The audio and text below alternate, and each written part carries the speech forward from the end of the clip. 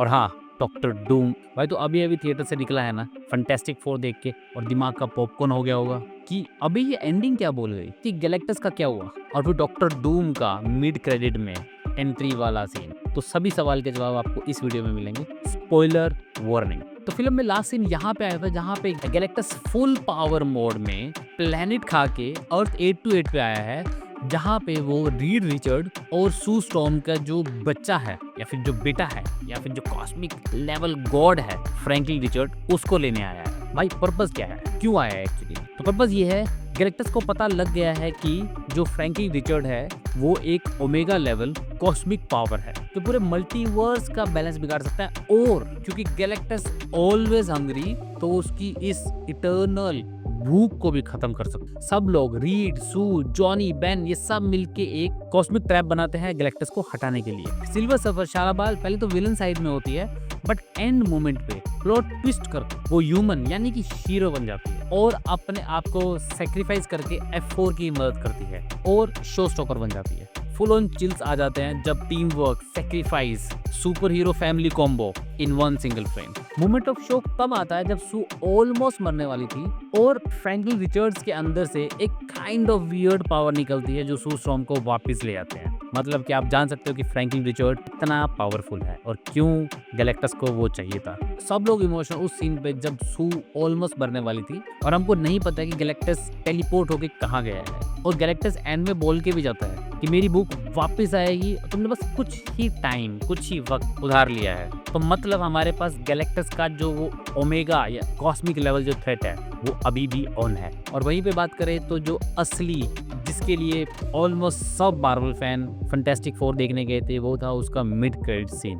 भाई असली सीन तो तब आता है जब क्रेडिट्स के बाद बैक्स्टर बिल्डिंग में शांत एनवायरनमेंट में सू स्टॉर्म अपने छोटू फ्रैंकलिन रिचर्ड को 4 साल बाद एक स्टोरी सुना रही होती है। कुछ एक सेकंड के लिए सू जब बुक लाने के लिए थोड़ा सा दूर जाती है और जब वो वापस आती है और उसको फील हो जाता है कि कुछ तो वियर्ड और अनयूजुअल हो रहा है और वो अपनी पावर एक्टिवेट करती है और उसी मोमेंट पे हाँ छोटा सा ग्लिम्स दिखता है, एक डार्क ग्रीन कलर का क्लॉथ, एक इंसान बैठा हुआ है फ्रैंकलिन रिचर्ड के सामने एक हाथ में मास्क लेके और उस मोमेंट पे जो हुटिंग, जो शाउट, जो एक एड्रेनलिन रश सभी फैन का थिएटर में आया था, दैट वाज कमेंडेबल। और हाँ डॉक्टर डूम आ गया है। भाई डॉक्टर डूम के आते ही टेंशन ऑलमोस्ट 10 to 20x हो जाती है। क्वाइटली फ्रैंकलिन के सामने बैठा होता है, मास्क उसका एक हाथ में होता है, no dialogues, no face reveal, बस वो पूरा सिनिस्टर वाइब। एमसीयू ने 1 मिनट में इस सबको हाइप कर दिया। डॉक्टर डूम फाइनली आ चुका है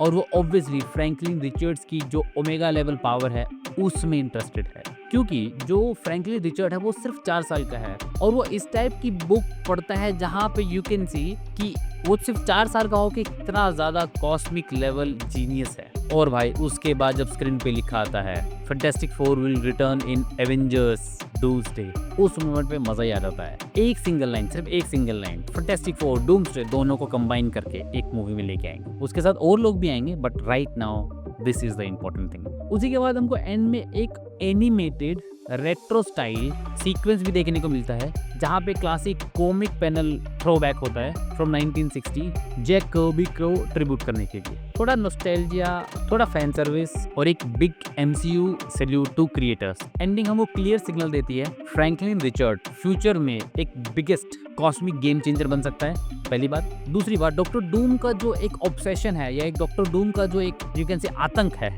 वो अब मल्टीवर्स लेवल पे चलेगा। अगली कहानी में जो फैंटास्टिक फोर और डॉक्टर डूम्सडे की जो फाइनल बैटल है वो सेट हो चुकी है। बाकी तुम बताओ कि तुमको डूम्सडे का जो एक साइलेंट एंट्री मस्त लगी या तुम कुछ और एक्सपेक्ट कर रहे थे? पर्सनली मैं थोड़ा और एक्सपेक्ट कर रहा था, मे बी हल्का फुल्का ग्लिम्स अगर दाढ़ी तक का दिखाते, फेस तक का दिखाते, हल्का सा, ज्यादा नहीं। बाकी तुम कमेंट में अपनी थ्योरी बताओ कि तुमको क्या लगता है कि अब चीजें कैसे रोल होंगी। तब तक के लिए thank you, tata, bye bye.